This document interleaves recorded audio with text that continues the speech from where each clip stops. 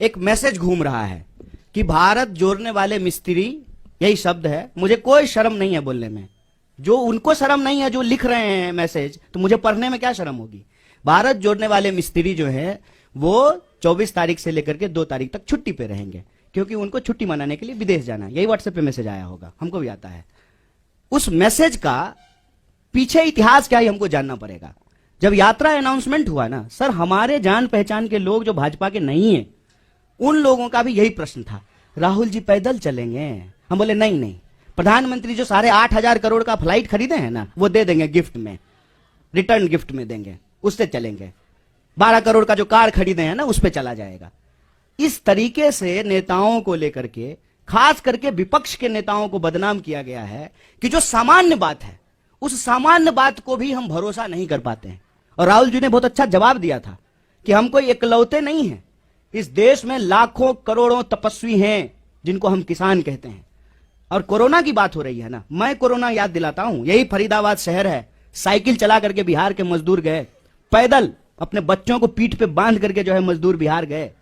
तब तो जो है कोरोना नहीं याद आ रहा था।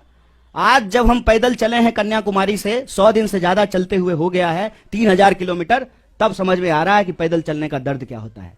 ये बार बार विपक्ष के नेताओं को लेकर के ऐसा मैसेज करते हैं, जबकि अगर हम सिद्धांत की बात करें तो कांग्रेस पार्टी इस देश में 8 घंटा मजदूरों को काम करने का अधिकार होना चाहिए, इसको लेकर के कानून बनाया। सप्ताह में 2 दिन छुट्टी होनी चाहिए, सैटरडे और संडे, इसको लागू कराया। तो यात्रा में जो लोग चल रहे हैं वो छुट्टी ले रहे हैं, तो ये अमानवीय है क्या? ये अमानवीय उसको लगेगा ना जिसने कभी अपनी पारिवारिक जिम्मेवारी नहीं उठाई। कोई होता ना जिसके साथ छुट्टी बिता सकते थे तो ये सवाल नहीं बोलते।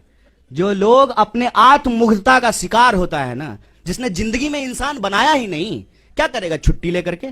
फुटबॉल मैच देखते हुए एक दृश्य देखे थे आप सब लोग, ग्रुप में फुटबॉल मैच देख रहे थे, एक साहब अकेले टीवी पे फुटबॉल मैच, बताइए फुटबॉल का मैच कोई अकेले देखता है? हैं? देखे थे कि नहीं देखे थे? इस बात को समझिए। और जो तमाम लोग परिवार बना रहे हैं ना, शादी कर रहे हैं, बच्चे पैदा कर रहे हैं, ये आपको अनैतिक बोल रहे हैं।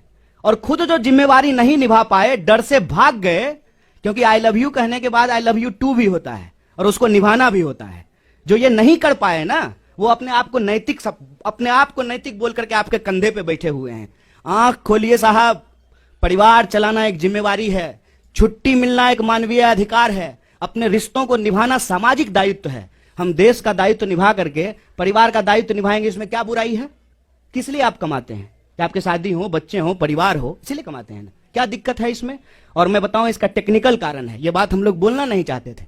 हमारा कंटेनर रिफर्बिश होना है, हमको पहाड़ में जाना है, उसको जो है दोबारा से तैयार किया जाएगा, लेकिन इनको मौका मिलना चाहिए यात्रा को किसी भी तरीके से बदनाम करने का। पहले दिन से ये बोल रहे थे कि ये चलेंगे नहीं, विदेश चले जाएंगे। अरे विदेश जाने का आरोप जो है वो हमारे नेता के ऊपर लगता है। अब बास्को डिगामा की चक्कर की तरह जो दुनिया का चक्कर प्रधानमंत्री लगा रहे हैं। हमको लगता है कि जब प्रधानमंत्री स्वयं इतना विदेश घूम रहे हैं तो विदेश मंत्रालय की जरूरत क्या है? विदेश मंत्रालय तो होना ही नहीं चाहिए। इस तरह से यात्रा को बदनाम करने की कोशिश की जाएगी। मैंने आपको कह दिया 4 बिंदु हैं चौतरफा हमला में। पहला बिंदु कि ये यात्रा की प्रासंगिकता पे सवाल उठाए, दूसरा बिंदु इन्होंने यात्रा को बदनाम करने का कोशिश किया, तीसरा बिंदु कि मंदिर क्यों जाते हैं, और चौथा बिंदु जो मैं बार बार आपको कह रहा हूं यात्रा को लेकर के कि कुछ भी कोई बहाना लगा करके अब ये यात्रा को रोकना चाहते हैं, पर ये यात्रा रुकेगी नहीं। मैं प्रहलाद जोशी को एक चुनौती देना चाहता हूं। अगर वो जो कह रहे हैं सच निकलेगा, मैं पब्लिकली माफी मांगूंगा। अगर वो जो कह रहे हैं सच निकलेगा तो मैं पब्लिकली माफी मांगूंगा। अगर वो जो कह रहे हैं सच नहीं निकलेगा, उनको पब्लिकली माफी मांगनी चाहिए। ये मैं चुनौती दे रहा हूं और ये साबित हो जाएगा 2 तारीख तक। ट्रैवल रिकॉर्ड, हमारे सबके ट्रैवल रिकॉर्ड सरकार के पास है, सीट नंबर भी सरकार के पास जानकारी होगी। अगर वो जो कह रहे हैं सच निकलेगा, मैं माफी मांगूंगा। अगर वो कह रहे हैं गलत निकलेगा, उनको ये धैर्य होना चाहिए, खड़े होकर माफी मांगे, क्योंकि बार बार ये बकवास बातें करते रहते हैं। सबसे पहली बात सर, ये इसका मैं जवाब देता हूं, आप भी बोलिएगा कि कोरोना ना कांग्रेस बीजेपी नहीं है, कोरोना एक वायरस है। वो सबके लिए है। ना कोरोना का कोई धर्म है, ना कोरोना का कोई राजनीतिक विचारधारा है। कोरोना के नाम पर, कोरोना का बहाना बना करके जो राजनीतिक चालबाजी की जा रही है ना, हम उस पर सवाल उठा रहे हैं। कोरोना का प्रोटोकॉल जो सरकार लाएगी उसको पहले भी फॉलो किए थे, आगे भी फॉलो करेंगे, लेकिन ये प्रोटोकॉल कब लाया जा रहा है, क्यों लाया जा रहा है, किसके लिए लाया जा रहा है, इस पे भी आंख खोल करके सवाल करेंगे। और आप भी सवाल कीजिए, हम उम्मीद करते हैं, हो सकता है कि आपको नौकरी में नहीं निकाल दिया जाए आपको, तब आप भी हमारे साथ आइएगा भारत जोड़ो यात्रा में। लेकिन यह सवाल पूछा जाए कि भाई सुबह में मास्क लगाना प्रोटोकॉल है, शाम में बाराती जब गए थे तब मास्क लगाना प्रोटोकॉल नहीं है। ये सवाल पूछने में क्या दिक्कत है? आप कहते हैं तो मैं ये सवाल मास्क लगा के पूछ लूंगा, अच्छा होगा कि मुंह भी नहीं दिखेगा। देखिए, इस पे ना रैशनल तरीके से जो है हम लोगों को समझना पड़ेगा कि रैली में कोरोना गायब हो जाता है, ठीक है, और जूम मीटिंग में कोरोना आ जाता है। इस पे आप सब लोग सवाल पूछिए। कोरोना का कोई राजनीतिक विचारधारा नहीं है, हम भी ऐसा नहीं कह रहे हैं। और कोरोना का नियम और प्रोटोकॉल साइंस के हिसाब से, पॉलिटिकल पार्टी के हिसाब से नहीं, मेडिकल साइंस के हिसाब से जो होगा उसको फॉलो करेंगे। आज सुबह से मैं मास्क पहना हूं और आज सुबह मैंने सभी भारत यात्रियों से गुजारिश की वो मास्क पहने। कल सभी लोग मास्क पहनेंगे।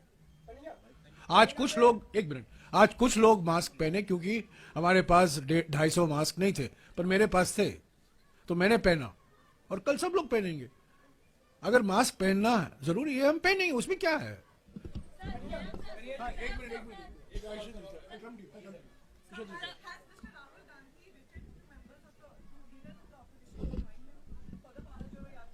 If I have information, I'll share it with you. Sir, Jairam sir,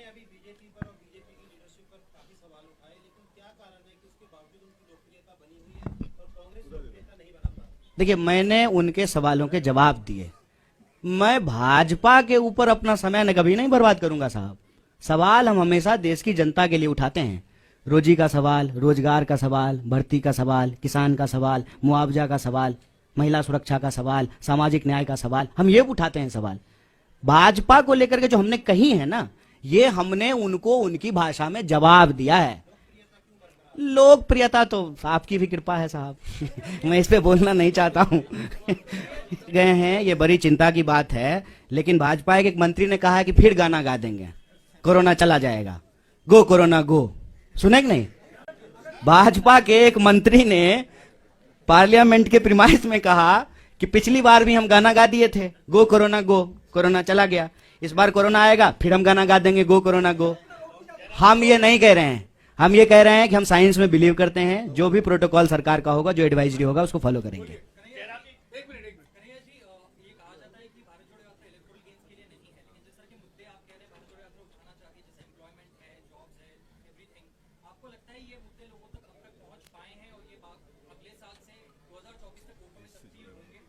देखिए, हमारी कोशिश तो यही है कि इस देश में सकारात्मक राजनीति हो, पॉजिटिव पॉलिटिक्स हो, क्योंकि उस पॉलिटिक्स में का फायदा यह होगा कि हार जीत किसी की हो, लेकिन उससे लोगों को फायदा होगा। अगर हम राजनीतिक विमर्श के केंद्र में बेकारी का सवाल ला पाए, महंगाई का सवाल ले पाए, एसएमईज जो small scale medium scale industries का सवाल है, महिला सुरक्षा का सवाल है, किसानों को मुआवजा का सवाल है, खेती का सवाल है, सीमा सुरक्षा का सवाल है, तो उससे देश को फायदा होगा। चुनावी परिणाम चाहे जो भी हो, लेकिन इस आधार पे अगर राजनीतिक विमर्श होगा, लोगों के बुनियादी सवाल पर होंगे, तो लोगों को फायदा होगा। हम वो प्रयास कर रहे हैं, कितनी सफलता मिलेगी ये तो देखने वाली बात है।